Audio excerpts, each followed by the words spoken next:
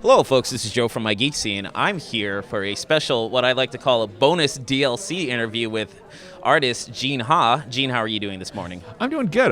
We are at you're telling me is a really good breakfast restaurant, so I'm very excited to eat some delicious Michigan breakfast. Yeah, Real Food Cafe. Shout out to Real Food Cafe. Let me correct. Let's brand this properly. Not a delicious Michigan breakfast, a delicious MI breakfast. Oh my goodness, no. Well, I interviewed Gene last year at Cherry Capital Comic Con up in Traverse City, and he's having a signing today in Kalamazoo, and I reached out to him, and he invited me to breakfast, so I was like, all right, we're just doing a cool interview and stuff like that, because I had a few leftover questions that I wanted to ask him from the last time. Unfortunately, I had to cut him out due to time constraints, and now just a short, quick interview. Yeah. Last night, by the way, I spoke to a class at Kendall College of Art and Design with Comfort and Adam are teaching, and the students there are amazing. So that was a lot of fun, and that's why I am now inside of Joe's stomping grounds. Yes, welcome to Grand Rapids proper, sir. So, before we even started this interview, we were briefly talking about manga, because I brought up the topic of manga when I was interviewing Gene, and we just did a cursory touch upon the subject, but what mangas have you read in the past? Okay. And your thoughts on manga as well. Yeah. So manga is a big influence on me, but it's not the same. It's in general not the same manga influences as a lot of people coming up now today. I'm not so much on the current stuff. Was in high school in the 1980s. I lived near enough to Chicago, so my mom could drive me to, if I really begged, could drive me to a Japanese bookstore in Chicago, and I could pick up, Shonen Jump Weekly, which was not translated, and I don't read any Japanese. And also, occasionally, things like Lone Wolf and Child / Cub. There's two different translations. Is it really? Yeah. Depending on the publisher, it's translated two different ways. So the Japanese word means both cub and child. And therefore, there's the Dark Horse edition called it Lone Wolf and Cub, and then later editions from a different publisher called it Lone Wolf and Child. Okay. But anyway, yeah. So I apologize for they're both right. Anyway, but yeah. So the thing is, I was influenced by our random genre manga being published inside of things like Shonen Weekly or Shonen Jump, and then also, thank you so much. Thank you very much. You're welcome. You're welcome. Listen to the sound of this delicious food. But yeah, so my influences were random genre manga that were being published inside of a popular Japanese comic, not the ones that necessarily get sent here, and then really old stuff that's done the old brushworky style before anime drawing styles became a big influence on manga styles. So very, very kind of looking like Sumiya brushwork. So Lone Wolf and Cub, that kind of energetic, passionate brushwork that kind of created just drama inside this, just huge drama inside the drawings. But also, genre manga that don't get sent here oftentimes are amazing. Like, have you read baseball manga ever? I have not read a baseball manga. If we're gonna go with sports manga, I'm not really into sports, but I would say my favorite sports manga of all time is Ice Shield 21. Oh, what's that? What sport? Football. Okay. And it's amazing. So I've never read a football manga. But the thing you mean American football manga? Yes. Okay. Not soccer. Yes. Okay. So when I was in the 1980s and I was a kid and I got a real Japanese manga shipped over from Japan and opened up a comic about like a short story or an issue. One of the stories was about baseball, and it was the greatest action scenes to this day that I've ever seen in any genre. And when someone threw a baseball, they would distort the shape of the baseball in the weirdest ways, depending on like whether it's coming at you or flying, a home run's been hit. It's just insane, like all these techniques they'd come up with, like showing action and action lines. And it just blew my mind. Also, because of the studio system inside of even in 1980s Japanese manga, they had one guy who's a dedicated, or even a team of people on a popular manga strip who were background artists. So the backgrounds were perfect and beautiful. And then later, I got to see this kind of done more systematically on one of the most famous manga of all time, Akira. And just like, if you look at my early work and my later work and want to know why I have detailed, fussy backgrounds, is because I saw this stuff and thought, I want to do that someday. But do you have any favorite mangas that you recall? Oh, I mean, obviously, a huge influence on me was just a single double-page spread from an manga story called Up to Date. and I've been able to find almost no information about this. And the subject was really weird. It was about like what we'd now call a magical manic pixie dream girl, and the boys who are obsessed with her. But she's like super rich. Her dad has like a helicopter where he flies her from like skyscraper to skyscraper and buys her expensive clothes, and the boys are all obsessed with her. But the backgrounds just blew me away. And just like the drawings of the helicopters, it was just perfect and beautiful. And I thought, wow, I can't believe a comic book can actually have backgrounds this beautiful. Interesting. And then, of course, Akira. Okay. One of my favorite manga series that I mentioned to you was Berserk by Kentaro Miura. Anyone who's actually checked out my interviews knows that I will praise that manga till the end of my days. It's been going on for 30 plus years. Guy takes extended hiatuses, but his artwork is so incredibly detailed. It's amazing. It's not like your typical manga. It's like a dark medieval fantasy manga, and the artwork, his line detail is amazing. So, yeah. Just amazing. Okay, I am trying to Google it right now so I can see what he's talking about, but slow internet connection. Okay, so like the last time we talked, I brought up like two comics that you were really into, Nimona and Giant Days. Yeah. But we only were able to talk about Nimona. So I would actually like to talk to you about the comic that you introduced me to while I was doing research on you, called Giant Days. So it's been a while. It's been almost over a year since the last time I read it. But what is Giant Days about again? Giant Days is about three roommates inside of college in England. So it's three girls with very different personalities and how they all become friends and have great adventures. And it's created by John Allison, a British cartoonist who's been doing webcomics since late 90s.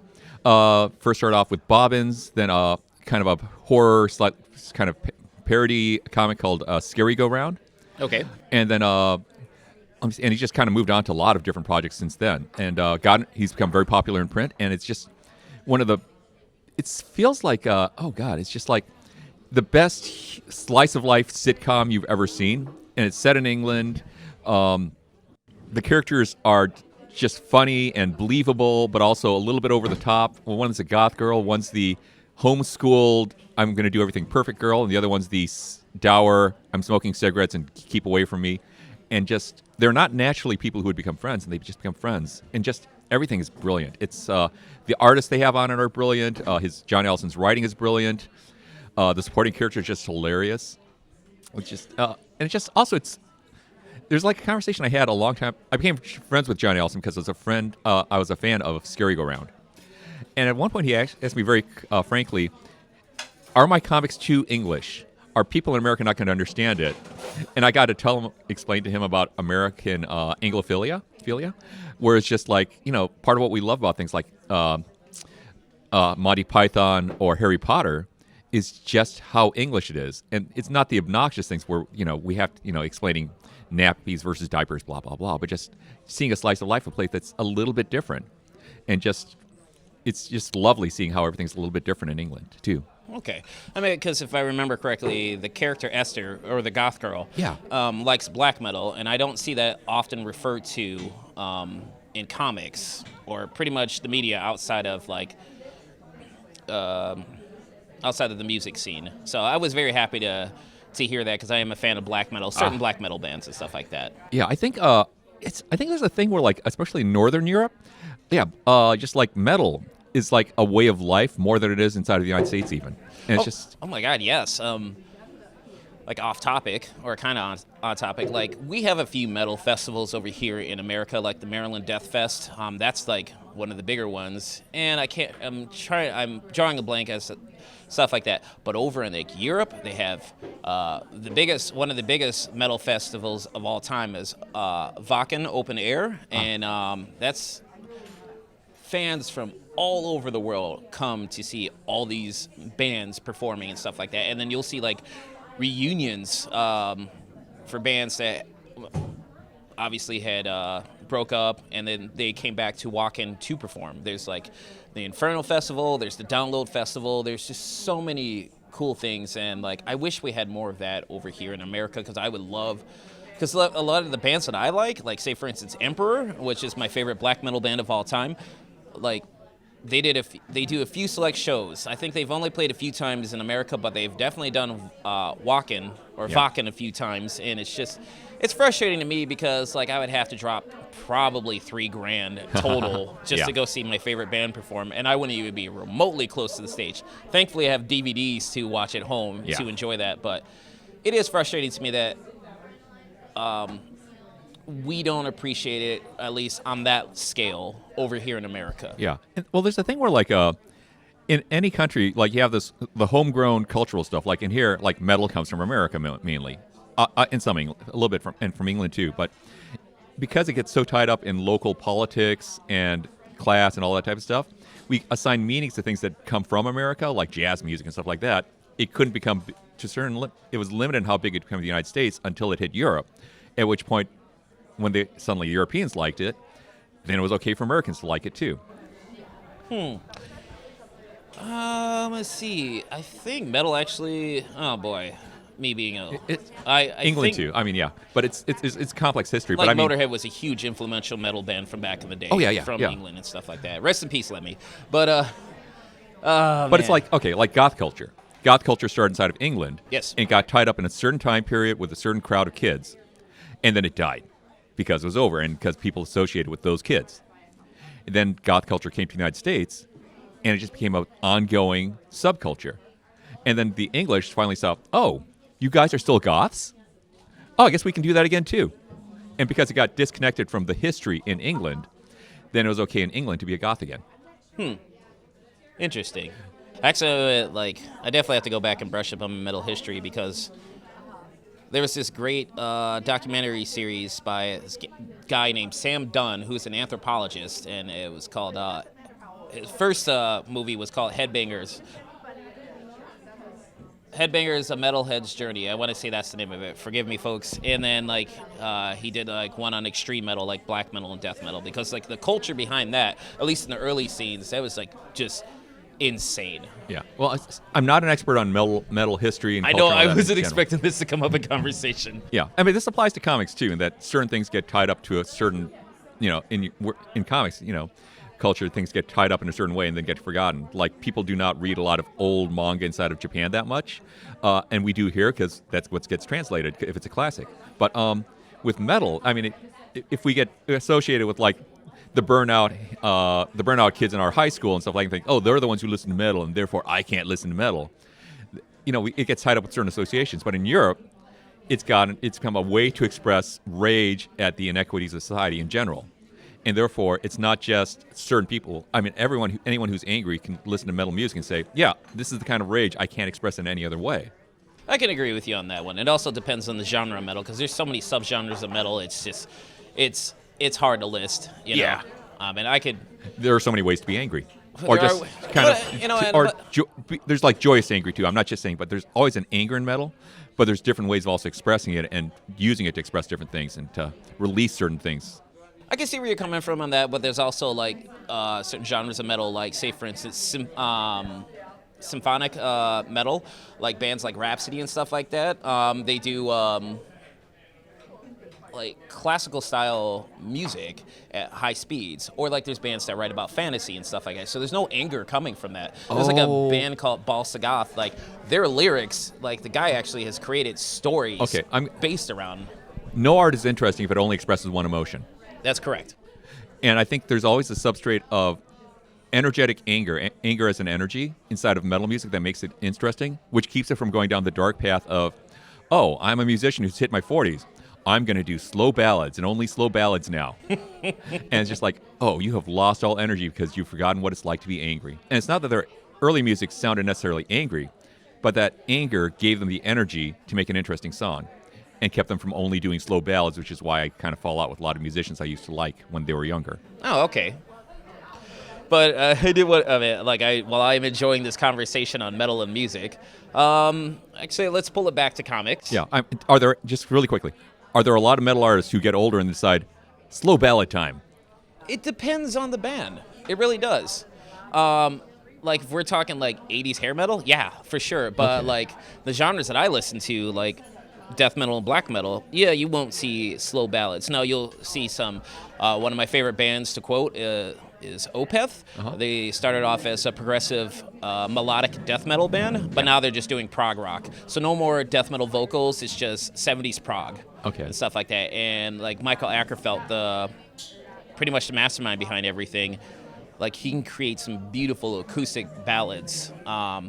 And he has a lovely singing voice. And he has an awesome death metal voice too when he chooses to use it. But like I guess, quote unquote softer side, it's just really beautiful, and just listen to their music, like their Damnation album. While the title may seem like a little harsh, there's no death metal vocals whatsoever. It's just a nice. It's not even a metal album. It's just a great guitar album.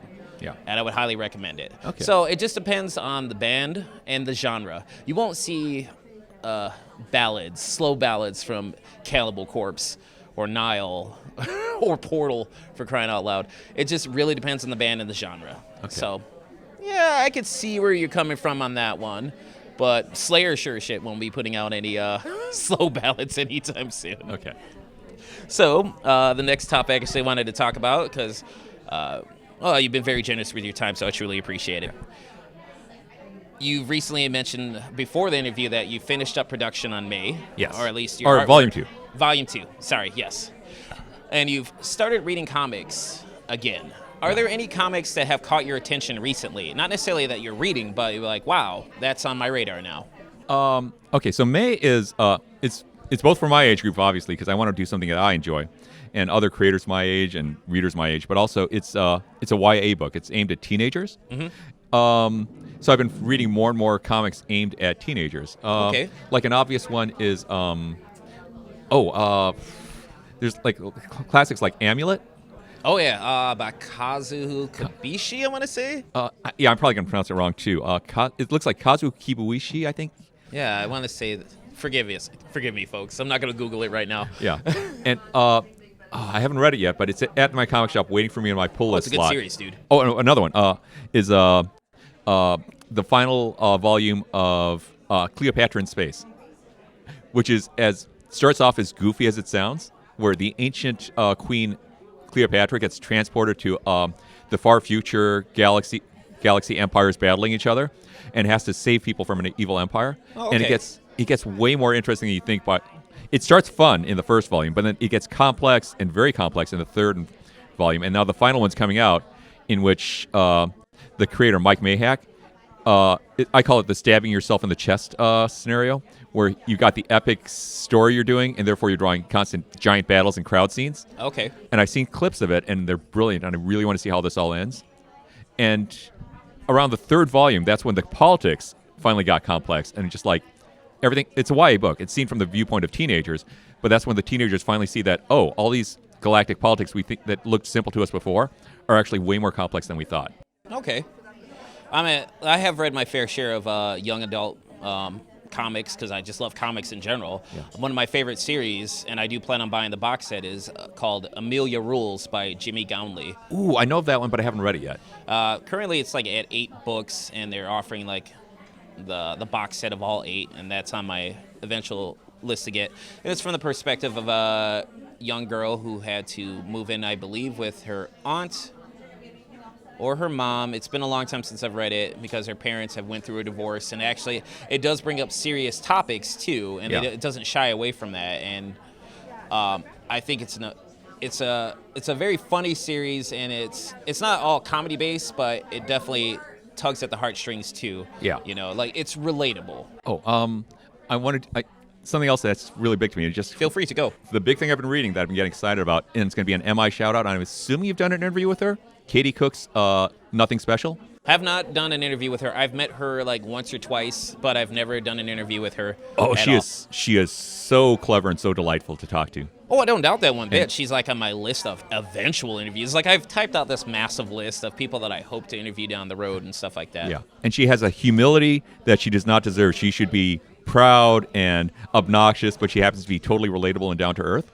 But Nothing Special is an amazing webcomic off of Line Webtoon. Okay.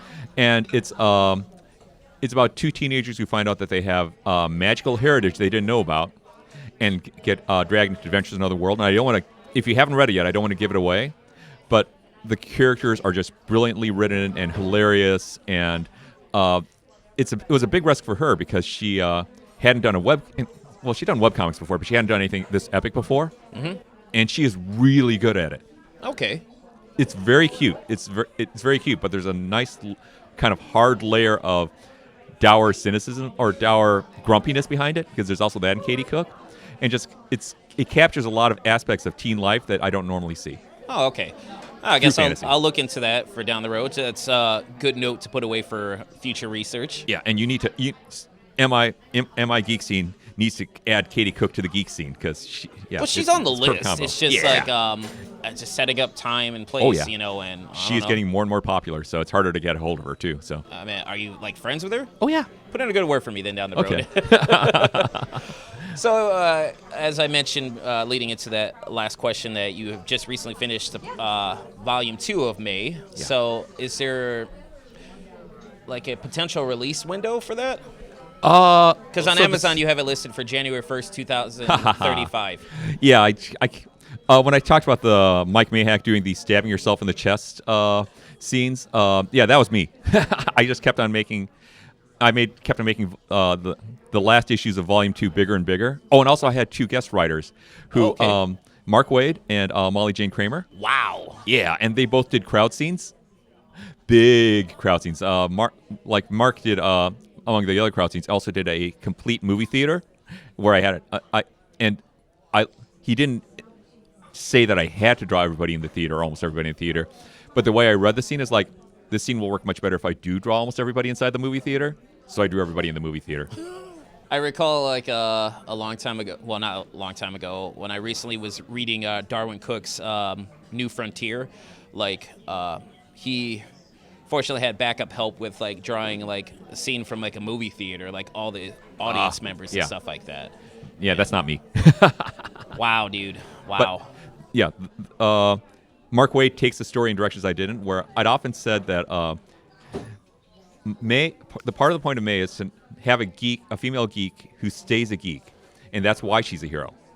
And there's not going to be a scene where a cute boy comes up to Mae, takes off her glasses, and says, "Oh my God, you're beautiful. You don't have to be a geek anymore." And the girl says, "Oh, thank God I don't have to be a geek anymore." And then she isn't.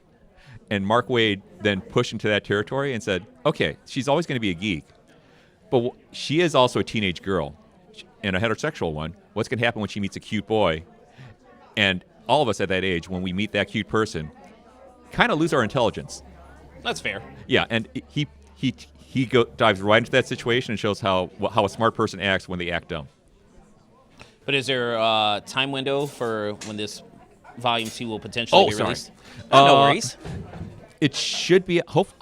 I don't have the exact date yet. It should hopefully be within like 1 or 2 months. Okay. I'll be on the lookout for that. Yeah. And that'll be through Amazon as well? Well, of course, my passion is local comic shops. So it makes me very happy if people get it from their local comic shop or their local bookstore. Okay. But if you don't have a good local comic shop or local bookstore, yes, go through Amazon or any other type of online portal. I meant as far as like trades go. Like no, I mean for trade too. Yeah, you can get your trades at your local comic shop. That I do realize. But it's been a while since I've actively went to a local comic book shop to buy comic books. And, I should start doing, especially trades, I should start doing that more because obviously, as you know, sadly, like comic book shops are closing down. They're not as prominent as they used to be, from what I understand. Yeah, comic shops are really valuable in that they become a center for geek culture. Agree. And also they're also like wine sommeliers. I like a nice glass of wine, but I don't know anything about like what I'm gonna like. And if I go to a restaurant where they have a good waiter or a good sommelier who can explain to me, if you like that, you'll like this. And it's the same thing with a good comic shop. If you tell them what movie or TV show you like or novels you read, even if you've never read a comic before, they'll be able to say, if you like that, here's the comic book you need to read. That's a very good point. Yeah, Amazon can't do that. Absolutely not. It tries, but it can't. Absolutely not.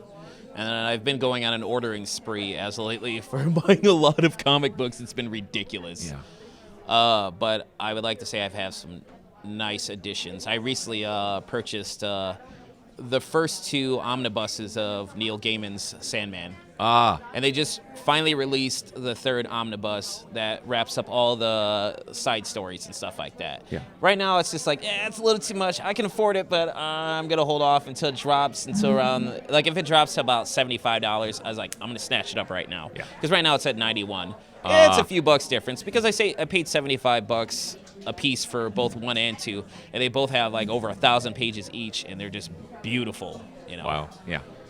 Yeah. Sorry for me geeking out about Neil Gaiman. No. I I love Neil, so yeah, he's great. he's a great writer. Not everything he writes is like stellar, but he has a great track record. Neil Gaiman is a person who can dive into any genre and do a really great job at it, and also add a lot of wit and intelligence.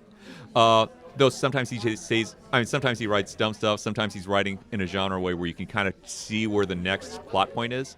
I love the idea of American Gods, but I have read Douglas Adams' Long Dark Tea Time of the Soul, so I know kind of where he got all the ideas, and it doesn't stray that far from it. Fair enough. Yeah. I mean, I just recently finished reading American Gods, and I was like, it was okay. It wasn't like knocked me off my feet. If you hadn't read Douglas Adams, and I'm assuming you know this too, and if you've read some Norse mythology. When I was a young kid, yes, absolutely. Same here. And if you know that stuff, then you know where American Gods is going.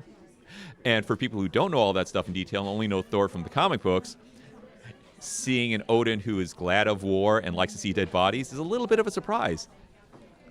Yeah, for sure. For sure. I know it's like earlier on into May, but do you have like a rough plan of like how many volumes you plan on creating? I can keep on writing May stories, literally forever. Okay. So a big influence on me from when I was a teenager and also from my professional career is reading and then working with Alan Moore. And something that Alan Moore does amazingly, have you read his Swamp Thing runs? I've read some of them. Oh, okay. So it starts off pretty big. Like pretty quickly he starts dealing with the Swamp Thing, starts butting heads with the Justice League and stuff like that. But by the end, he is having arguments with the devil and hell. It presages. It's when Neil Gaiman created Sandman, he was echoing a lot of stuff that happened inside of Swamp Thing. And then he goes beyond like just fighting the devil, in which he then gets into kind of like a battle with God and a thing bigger than the devil called kind of like the anti-God. Oh, okay. Which is like God, but the opposite, and it's like which is bigger than the devil, and it's just like there's a point where, the the guy with the green cloak and the white, all white. Spectre? Spectre, right. I'm sorry, I was going to say Phantom. The Spectre is able to turn into the size of the solar system. He's a superhero who at some points can become that powerful. Okay. And in this issue, he turns as big as the Earth, or like, as big, and he's fighting against this evil spirit coming out of the chaotic abyss. And looks like this giant evil, like, beetle shell creature. And he's punching it and hitting it, and he's not having any effect on it. But he's a Spectre. He's gigantic. He's at full power. And as the thing keeps on rising up, you see that it's a thumbnail. Wow. Okay, so one of the things I learned from Alan Moore is that if you create, I call it a threat ladder or a threat steers. Mm-hmm. You can always go up in how big the threat they're fighting against is. And then you can also take it down again and play around with it, because it's also the thing of like what I call the Thor versus Kingpin. Obviously, if they're going to have a fist fight, Thor's going to win. Absolutely. But if the Kingpin is going up against Thor, he's not going to fight him in a way where Thor can solve the problem by punching the Kingpin. It's going to be a lot more complex than that. And Thor's an awful lawyer, and he doesn't understand law enforcement, how to take apart like a drug network. Thor's going to lose. You fight the superhero or you fight the hero where they're bad at doing stuff. That makes sense. Yeah, there's no end to stories you can do. And the other thing is, the real heart of doing a story like this, a superhero story, is the relationships. And as long as they're the heroes should be good at something, but the challenges they face should always be things they're bad at. And everyone is bad at some aspects of relationships. That's interesting. Yeah, and like a classic thing in like geek culture, of course, is the Star Trek original trio of Captain Kirk, Spock, and Bones. And the fact that they never get along is part of what keeps that show fun to watch. Oh. I guess I'll have to go back and actually watch that show. Yeah, and it's them fighting against where they're bad at personal relationships. Oh. Interesting. Yeah. On a side note for Alan Moore, though, I'm glad that he is, like this year they announced that he's finishing up the League of Extraordinary Gentlemen with, I guess, the last book, Volume 4, called Tempest. So I'm looking forward to that. Oh, man. I'm going to say, I'm enjoying it on an intellectual level, but it's become such inside baseball about him commenting about pop culture. It feels really abstract to me sometimes. Some of his work, and I'm not bad-mouthing him, some of his work is just out there. Like Promethea, I was so confused by that book. I was just like, his Tom Strong series, love it. Love it. But like Promethea, I was so confused by it. I've always been fascinated by religion and the history of religion and mysticism and stuff like that. And Promethea is very much inside baseball. Alan Moore, the literal wizard who casts spells and knows the history of religion and spell casting, talking about religion, spell casting, Kabbalah, and all that type of stuff. So symbolically, it's if you ever had a friend who can parse the Bible and Bible text and stuff like that, it's essentially Alan Moore creating a comic book text that if you understand the history of mysticism and symbolism, you can just take it apart and analyze it forever, and it reads like this beautifully constructed mystical story where you can do numerology on it. It's like, it makes sense. Okay. I do like comics that make you think, though. Yeah. You know, and trying to do research on that stuff, too. That actually can be quite fascinating. But sometimes I'm just like, wow, I am not in the right mindset for this right now. Yeah, I mean, inside baseball stories where you're not making it accessible to a new reader who isn't already already a hardcore baseball nut. Yeah, I mean, you shouldn't actually have to. You shouldn't feel obligated to enjoy that type of stuff. That's a fair point. Yeah. So as we're wrapping this up, I mentioned at the beginning of this interview that I was interviewing you before you had a comic book signing. So in Kalamazoo later today, which won't be relevant by the time this interview comes out. But like, how Too did late, suckers. Yes, you should have been there. Should have been checking out the website. But how did this whole comic book signing come about? Because you're based out of Chicago, so I wasn't expecting. Well, you were based out of, was it Berwyn, Illinois? Yeah. Yeah, I wasn't expecting you to arrive in Kalamazoo of all places. Okay, so I grew up in South Bend, Indiana, and I have a friend there where throughout my career I have stashed my art with him, and it was kind of informal. There's no official rules on, am I gifting this to you or are you just holding on to it for me? But it was understood he was going to hold on to it and not sell it or anything like that. And then he told me twice, oh, someone broke into my house and stole some of the artwork and some other stuff, so I'm sorry. And it's like, both times like, okay, yeah, maybe I should take some of this artwork back at this point because it's obviously not safe there. But then a little bit after the second time he did this, then I got a call from Fanfare Comics in Kalamazoo, and he said, hey, your old friend from South Bend, he just came in and sold us a bunch of your artwork. Is this okay? Is this stuff that he's supposed to be selling? Because there's a lot of artwork. And I said, oh, he told me that was stolen. And dude, I'm sorry to hear that. Yeah. And it's theoretically he might have had the right to sell it legally, but he wasn't supposed to. So I called him up and asked, hey, that artwork that you said was stolen? I just got a call from, and he cut me off and said, oh yeah, it was stolen. I'm so sorry it got stolen. It's like, yeah, I just got a call from, and I'll try to take better care of it next time. And I kept trying to cut and saying, I know what happened, and I'm trying to give you Christian forgiveness, but he wouldn't, and he was completely unrepentant and still staying with the fake story of someone stole it and I don't know what happened to it. And that's how our friendship ended. But Fanfare then said, are there any of these pages? Well, do you want us to return all the pages? And I said, you got it legally, fair and square. You paid for it, and, you should have it. And they just said, well, do you want to just pick out a few pages for us to send back? And I said, well, I really like these, these Starman pages and Shade from Starman pages I did. I mean, those I kind of really value. And Starman comics are amazing. James Robinson's run on it is amazing. I'm sorry for cutting you off. Oh, but no, it was no, a great series. And Fanfare just, for free, picked out those pages and mailed them to me inside of a really nicely constructed box to keep sure they didn't get damaged. Nice. And so just as a way for both warning me that my friend had sold my pages without my warning me and without my permission, and also sending those pages back, that's just one way I want to try to thank them for being just such great members of the comics community. That's awesome, dude. Yeah. That's real awesome. I mean, by the time this comes out, your signing would have been from 3 to 7 today. Yeah, but Fanfare Comics in Kalamazoo will remain awesome. Yeah, I will give them a shout out too. I'll make sure to include a link for them. But that's actually really awesome. So, Gene, thank you so much for this interview. No, it's been fun. So if people wanted to find out about you more online, where could they go? Just geneha.com, and that's I'm using the military alphabet. golf. Oh, and if you clicked on the link, my name is in the title. You know the spelling of Gene Ha. Yes, for sure. And final question: what would you like to say to all your fans out there? I mean, just it's very much the theme of May is just stay geeky. The reason why if you are geeky enough to listen to this podcast, you are geeky enough to be a great hero, and that's what's gonna make you a great hero, just like May, by staying geeky and loving what you love and fighting for it. All right. Well, once again, thank you so much for this interview. Folks, this is Joe from My Geek Scene. After a delicious breakfast with Gene Ha, take it easy. Thanks.